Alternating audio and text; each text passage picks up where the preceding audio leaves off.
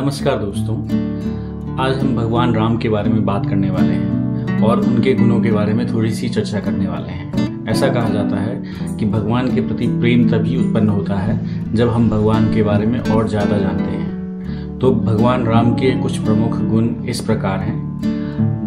भगवान राम के गुणों में से एक गुण है धर्म। भगवान राम धर्म के प्रति अपनी अटूट प्रतिबद्धता के लिए जाने जाते हैं।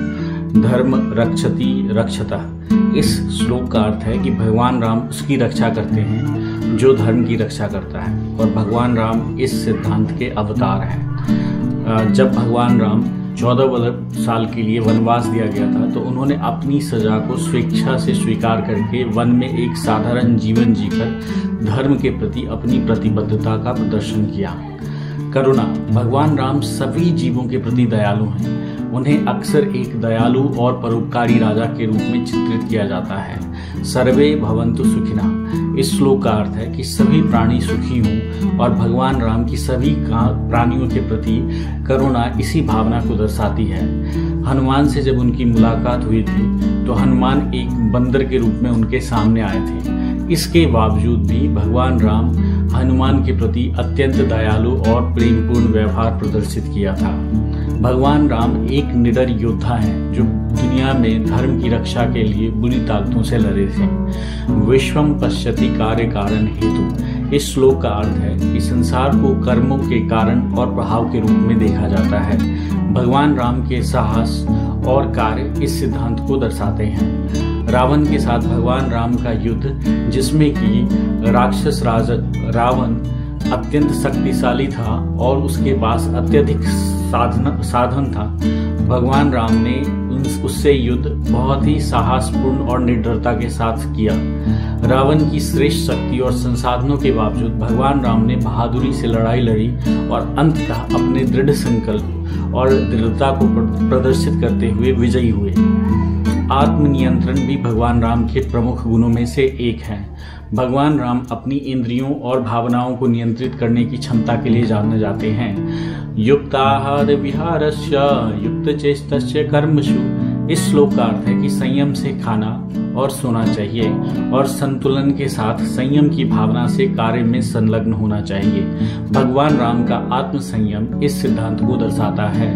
भगवान राम विष्णु के अंश हैं और परमात्मा में अटूट विश्वास को फैलाते हैं। राम नाम जपते रहो, मंदक सुख संपत्ति पाओगे। इस श्लोक का अर्थ है कि भगवान राम के नाम का जप करने से व्यक्ति को शांति, धन और सुख की प्राप्ति हो सकती है। और भगवान राम की ईश्वर भक्ति किस तरीके से करना चाहिए ये हम देखते हैं। जब भगवान राम ने महादेव का शिवलिंग को स्थापित किया था और उनकी पूजा अर्चना किया था।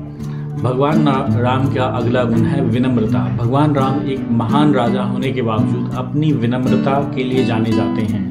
विनय संपन्न सत्य निष्ठा सुरा सर्वत्र वर्जयते, इस श्लोक का अर्थ है कि व्यक्ति को विनम्र, सच्चा और बहादुर होना चाहिए। भगवान राम की विनम्रता इस सिद्धांत को दर्शाती है। रावण को हराने के बाद भगवान राम जब अयोध्या वापस अपने परिवार के पास आए तो राज्य के लोगों के प्रति उनकी कृतज्ञता, उनके साथ प्रेम और उनका समर्थन को स्वीकार किया उन्होंने, और इस तरीके से बहुत ही विनम्र भाव से उन्होंने उनके प्रेम को स्वीकार किया।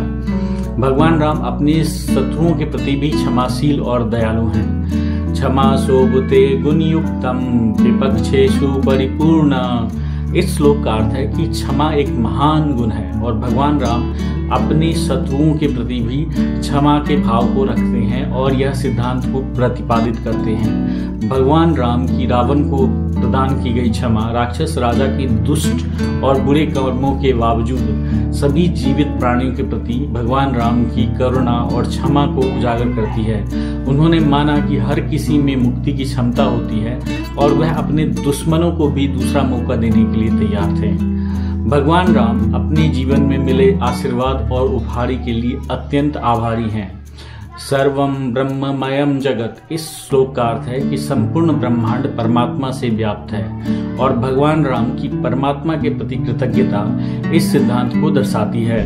भगवान राम धैर्यवान हैं और प्रतिकूल परिस्थितियों का सामना करते हैं। ऐसा कहा जाता है कि सबूरी का फल मीठा होता है। इस श्लोक का अर्थ है कि धैर्य का फल मीठा होता है और भगवान राम का धैर्य इस सिद्धांत को दर्शाता है।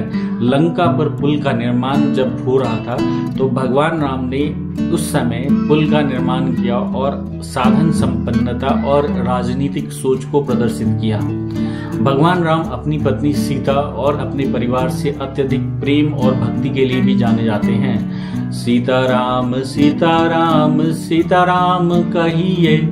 इस श्लोक का अर्थ है कि भगवान राम और सीता अविभाज्य हैं और भगवान राम का अपनी पत्नी के प्रति प्रेम इस सिद्धांत को दर्शाता है। तो दोस्तों, ये कुछ प्रमुख भगवान राम के गुण थे। वीडियो देखने के लिए धन्यवाद। अगर आपको ये पसंद आया तो कृपया लाइक और सब्सक्राइब करें और हम भगवान राम के और भी गुणों के बारे में चर्चा करेंगे आने वाले एपिसोड में। धन्यवाद।